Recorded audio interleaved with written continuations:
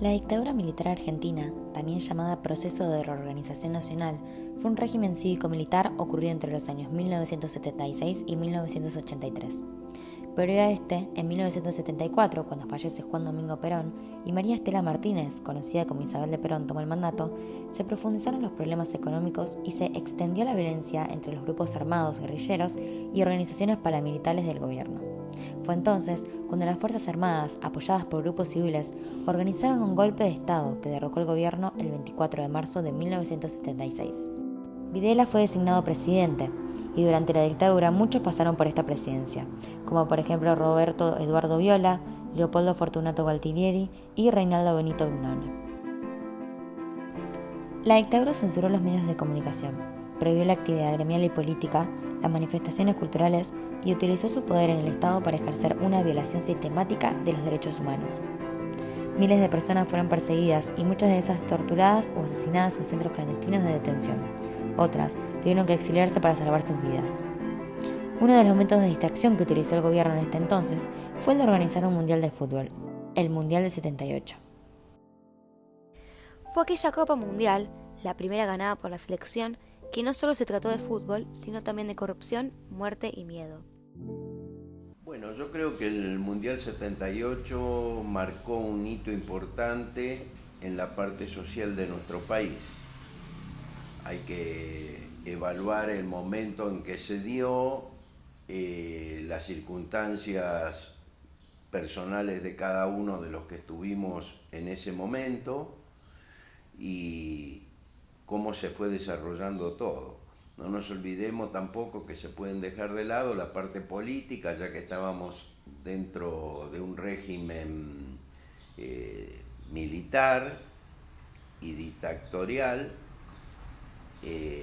y justo se dio este acontecimiento de nivel mundial que creo que fue el más grande acontecimiento que tuvo Argentina en toda su historia.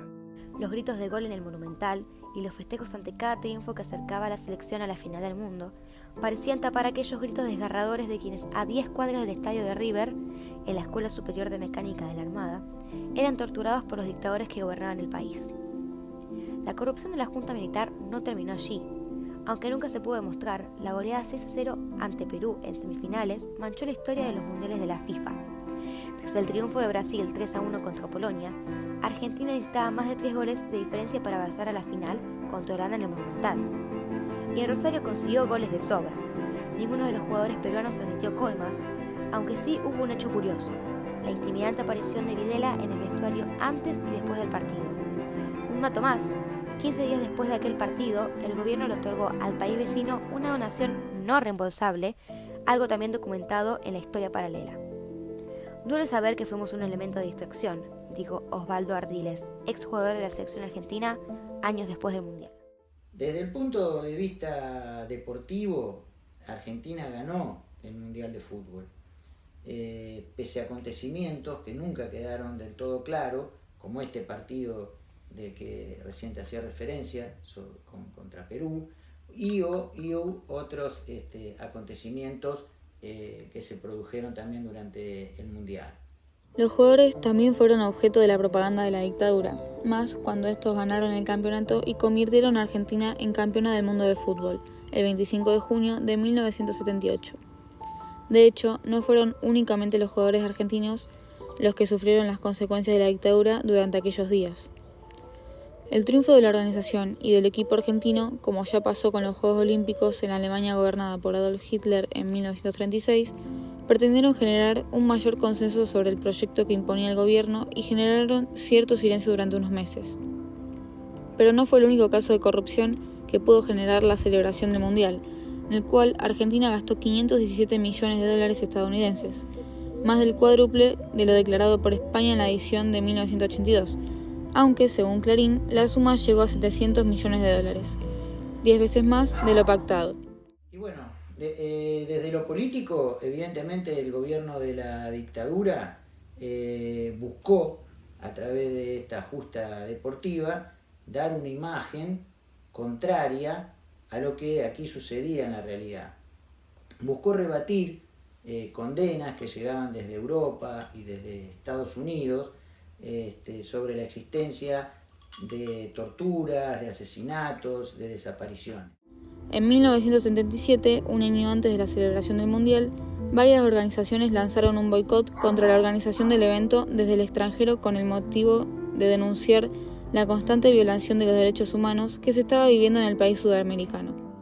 Los militares utilizaron el campeonato para desprestigiar a aquellos que lo denunciaban, para mostrar el entusiasmo de la población y para señalar que en la Argentina se respetaban los derechos humanos.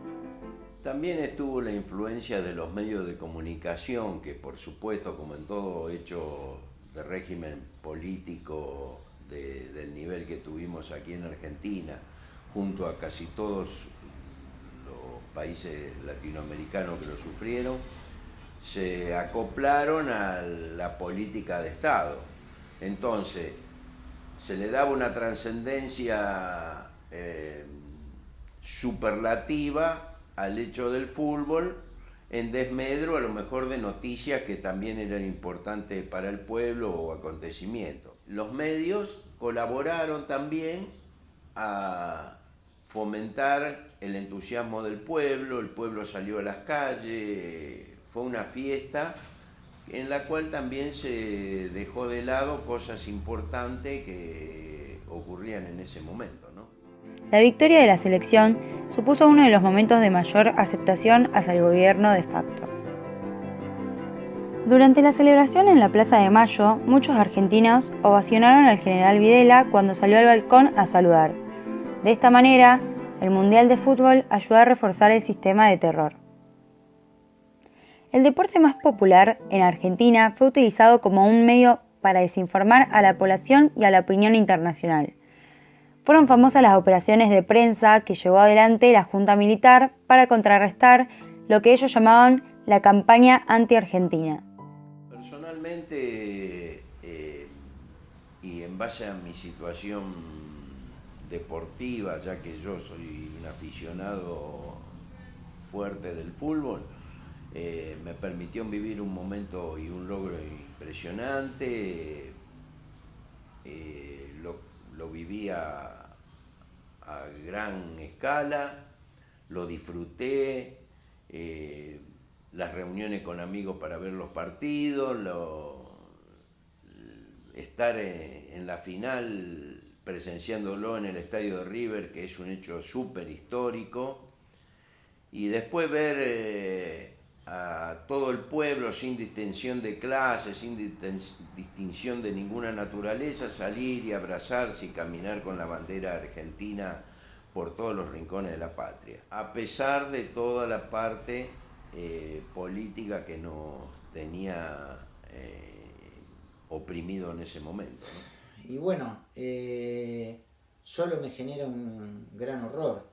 Fue el periodo más sangriento y más espantoso de nuestra historia.